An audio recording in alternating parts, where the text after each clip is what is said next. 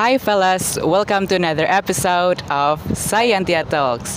As you guys can see, here new episode, new host dengan aku Khalil Albani, di kelas B Prodi Hubungan Internasional angkatan 2023 dan di sebelah saya ada Dan aku Regi Herlambang dari kelas B Prodi Hubungan Internasional angkatan 2023.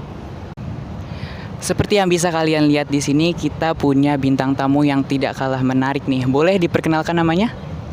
Halo semua, perkenalkan nama aku Putri Sosia dari sekolah di daerah Bintaro.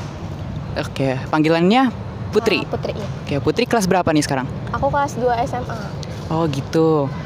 Oke, udah siap ya buat kita tanya-tanyain? Oke, ya pertanyaan pertama nih.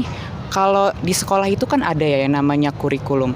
Nah, menurut kamu kurikulum yang dipakai di sekolah kamu ini itu bisa nggak memberikan fleksibilitas atau semacam kesempatan bagi siswanya untuk mengeksplor minat dan bakat murid-muridnya? Di sekolah aku memang udah memperbarui kurikulum mereka untuk memberikan lebih banyak fleksibilitas kepada siswa dalam minat dan bakatnya. Hal itu juga bisa mencakup pilihan mata pelajaran, program kreativitas, ekstrakurikuler, atau bahkan proyek kreativitas yang disesuaikan dengan minat individu siswa. Oke, berarti memang sudah memberikan kesempatan gitu ya, sudah cukup bagus. Boleh selanjutnya? Sini juga aku mau nanya, menurut kamu sistem kurikulum yang sekarang ini gimana sih penilaiannya?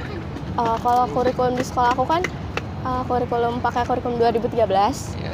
Jadi kurikulum 13 itu sangat bagus dan lebih efektif ya buat di sekolah aku juga, karena kurikulum 13 itu lebih relevan dan perkembangan dunia dan kebutuhan para siswa dan siswi, serta memperkenalkan fleksibilitas dalam eksplorasi minat dan bakat individu siswa. Menurut kamu ada nggak sih cara efektif yang bisa dilakukan untuk melakukan perkembangan pada siswa di kurikulum saat ini? Kalau menurut aku sih udah cukup bagus ya Kak untuk perkembangan siswanya ya. Oke, karena tadi kita udah ngomongin soal kurikulum nih. Terus sekarang menurut kamu ada nggak sih hambatan yang dialami oleh siswa-siswa gitu dalam akses pendidikan? Apakah menurut kamu mereka itu cukup mudah gitu untuk bersekolah atau justru sebaliknya malah sulit gitu? Kalau contohnya kayak di hambatan di sekolah aku mungkin udah cukup baik ya untuk memfasilitasi yang ada di sekolah aku sih udah cukup baik kalau misalkan di sekolah aku. Oke, berarti memang sudah banyak gitu ya anak-anak yang mendapatkan kesempatan untuk bersekolah gitu. Selanjutnya? Oke, aku mau nanya lagi. Menurut kamu ada nggak sih perbedaan gaya pembelajaran antara di Indonesia dengan negara-negara lain? Setahu aku sih mungkin ada ya, tapi yang aku tahu kalau di Indonesia itu tuh dia tuh pendekatannya tuh masih berpusat ke guru, terus juga ujian standarnya masih metode evaluasi yang dominan, meskipun ada upaya untuk memperkenalkan pendekatan penilaian yang lebih holistik. Berarti lebih berfokus ke ilmu materi gitu ya? Oke, nih pertanyaan terakhir nih.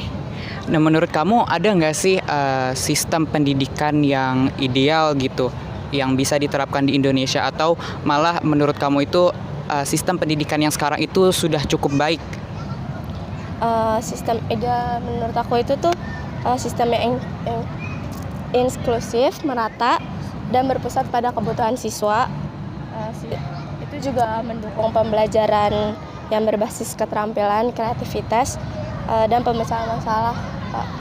Oh, jadi menurut kamu sistem pendidikan sekarang itu udah cukup bagus ya, karena mereka itu selain kepada teoritis, tapi mereka juga ini ya langsung problem base ya, atau langsung kepada pemecahan masalah. Jadi siswa itu tidak hanya terpaku pada ilmu seperti matematika, IPA, atau mata pelajaran yang lain, tapi mereka juga bisa dilatih gitu ya untuk memecahkan masalah atau seperti yang ada realitasnya di dunia nyata begitu ya.